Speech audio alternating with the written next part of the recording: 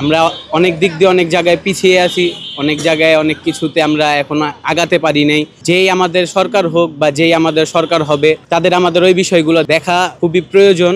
এবার যাতে আমরা নিজেরা ভোট দিয়ে নিজেদের প্রার্থী নিজে চয়েস করে নিজেই সবকিছু করতে পারি। তাদের আমি একটাই কথা বলতে চাবো, যেই আমাদের সরকার হোক বা যেই হবে, যাতে তারা আমাদের কথা বুঝতে পারে। আমরা আশা করি সঠিক প্রার্থীকে পাবো। এই কারণে আমরা যাদের পছন্দ করি, নেতৃত্বে যারা আছে, নেতা যারা আছে, ওদেরকে আমরা যারা পছন্দ করি, আমরা নিজস্ব পরিমাণ ভোট দিয়ে আমরা জয়যুক্ত করবো, এটাই আমার মন্তব্য। বিগত যে সরকার ছিল তারা ম্যাক্সিমাম রাতে ভোট দিয়েছে এবং তাদের আমলে দেখা গিয়েছে একনায়কতন্ত্র চলে আসছিল। এখন আমরা চাই যে নতুন কাউকে বা নতুন কোনো কেউ আসুক, দেশের উন্নয়ন হোক, দেশের অনেক দরকার, উন্নয়ন দরকার আমাদের। আমরা অনেক দিক দিয়ে অনেক জায়গায় পিছিয়ে আছি, অনেক জায়গায় অনেক কিছুতে আমরা এখনো আগাতে পারি নাই। যেই আমাদের সরকার হোক বা যেই আমাদের সরকার হবে, তাদের আমাদের ওই বিষয়গুলো দেখা দরকার এবং দেখা খুবই প্রয়োজন।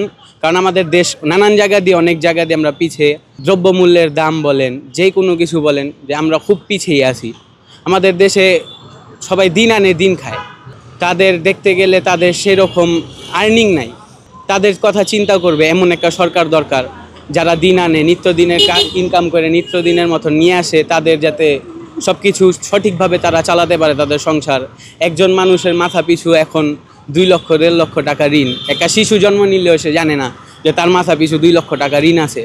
তখন এই সব জিনিসগুলো যাতে দেখে, সব কিছু যাতে একবারে সুন্দরভাবে, একবারে আমাদের দেশটাকে যাতে সুন্দরভাবে রিপ্রেজেন্ট করা যায়, এটাই আমরা চাই।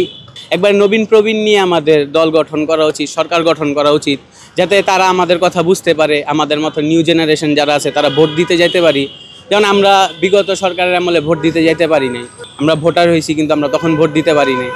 এবার যাতে আমরা নিজেরা ভোট দিয়ে নিজেদের প্রার্থী নিজে চয়েস করে নিজেই সব কিছু করতে পারি, এটাই আমরা চাবো। আর এবং আমাদের উন্নয়ন যাতে হয়, যেগুলা তারা বলে নির্বাচনের ইশতেহারে, তা যাতে তারা নিজের মতন করে থাকে। এবং তাদের কাছে এই একটা আশা থাকবে যে তারা ইশতেহারে বলেছে যা তা পূর্ণ হবে।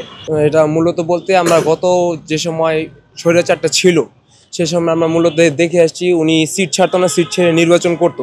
দেন ওই অনুযায়ী উনি সবসময় নির্বাচিত হয়েছে। এবার তার ওরকম সিস্টেমটা নাই। এই কারণে আমরা বলি শিক্ষার্থী হিসাবে আমার ঠিক আছে এই জিনিসটা ভালো হয়েছে। এই কারণে বলা যায় মানে সিটে কেউ নির্বাচনটা করতে পারবে না। নির্বাচন আমরা সঠিকভাবে নির্বাচনটা হবে, সঠিক ফলাফল আমরা পাবো, আমরা আশা করি সঠিক প্রার্থীকে পাবো। এই কারণে আমরা যাদের পছন্দ করি, নেতৃত্বে যারা আছে, নেতা যারা আছে, ওদেরকে আমরা যারা পছন্দ করি, আমরা নিজস্ব পরিমাণ ভোট দিয়ে আমরা জয়যুক্ত করবো, এটাই আমার